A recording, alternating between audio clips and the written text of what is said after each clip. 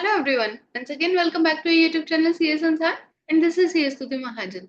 तो आज के सेशन में हम डिस्कस करने जा रहे हैं changes in e way bill and e invoicing. Let's सी.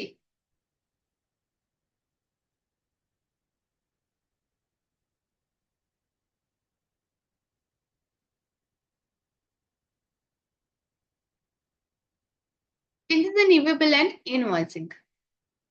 तो आपका बताइए कि जब भी हमें गुड्स की मूवमेंट करनी होती है तो उसके साथ साथ इनवॉइस के साथ साथ हमें ई-वे-बिल देना जरूरी है.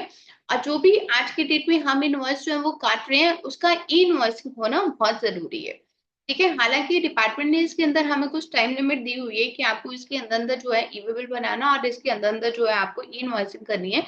लेकिन हम लोग क्या सुजेस्ट करते हैं, हर बार जो भी क्लाइंट्स हमसे डिमांड करते हैं तो हम उनको ये सुजेस्ट करते हैं कि जब भी आप लोग इनवॉइस बनाओ उसकी इनवॉइसिंग साथ के साथ करो, ताकि आपके पास चांसेस ही खत्म हो जाएं कि आपका कोई इनवॉइसिंग करना छूट गया है. ठीक है.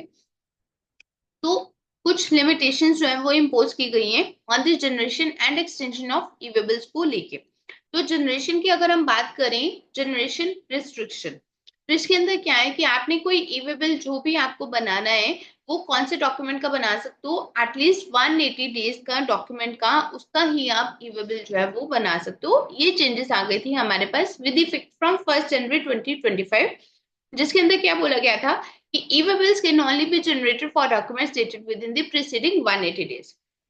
180 डेज से पुराना अगर किसी डॉक्यूमेंट का 181 डेज आज हो गया तो आप उसका ई-वे-बिल जो है वो नहीं बना पाओगे. ठीक है. तो 180 डेज तक प्रीसीडिंग ही आप अपना ई-वे-बिल जो है वो बना पाएंगे. For instance documents dated before October 3, 2024, अगर वो उससे पीछे का हो गया, ठीक है, 180 डेज से ज्यादा हो गया, तो वो इनएलिजिबल हो जाएगा, will become ineligible for e way bill generation with effect from 1 April 2025. तो 1 अप्रैल 2025 से सिर्फ 180 डेज तक पीछे का ही आप जो ई-वे-बिल है वो बना सकते हो. अब ई-वे-बिल आपने बना तो लिया. एक्सटेंशन लिमिटेशन, तो एक्सटेंशन की कैपिंग उन्होंने कहां पे दी है, 360 डेज के ऊपर. तो extension of e way bills will be capped at 360 days from the additional generation date. E way bill latest suppose कि आपने ई-वे-बिल जो है वो बनाया 1 अप्रैल 2025 को, प्लस 360 डेज उसके कर दिए, कब हो जाते हैं उसके, 27 मार्च 2026. तो ई-वे-बिल की एक्सटेंशन जो आपने ई-वे-बिल बनाया 1 अप्रैल 2025 को, उसकी एक्सटेंशन जो है वो 27 मार्च 2026 तक ही आप बस कर सकते हो. ठीक है. तो यहाँ पे उन्होंने क्या बनाया, ई-वे-बिल को बनाने का जो है वो 180 डेज तक आप बना सकते हो और उसकी एक्सटेंशन जो है वो 360 डेज के अंदर कैपिंग कर दी गई है. हालांकि ये वाला टाइम लिमिट बहुत ज्यादा है. Then 30 days time limit for e-invoice reporting extended to more taxpayers. अब हम इसको डिस्कस करते हैं. 30 दिन के अंदर अंदर आपको जो है वो ई इनवॉइसिंग करना है. ठीक है. अब ई इनवॉइसिंग के लिए पहले इसकी रिस्ट्रिक्शन थी कुछ टैक्स पेयर्स के लिए जिनकी टर्नओवर, टैक्सेबल टर्नओवर जो है एक लिमिट से ऊपर थी. अब उसके अंदर बाकी के टैक्स पेयर्स को भी इन्होंने इंक्लूड कर दिया. The government has steadily tightened e-invoicing timelines to improve their reporting discipline and plug tax evasion gaps. As part of this initiative, the 30-day time limit for reporting invoices on the Invoice Registration Portal (IRP) has now been extended to those with ATU above 10 crore, effective April 1, 2025. अब इसके ऊपर उन्होंने क्या बोल दिया कि 1 April 2025 से 30 day की जो टाइम लिमिट है इनवॉइसिंग करने की, इन्होंने एक्सटेंड कर दी to those with annual turnover above ₹10 crore. This was previously applied to businesses with ATO above 100 crore. ठीक है. पहले ये वाली जो 30 डेज की इनवॉइसिंग करने की टाइम लिमिट थी किसके ऊपर एप्लीकेबल थी, उन टैक्स पेयर्स के ऊपर जिनकी 100 सीआर से ऊपर टर्नओवर है.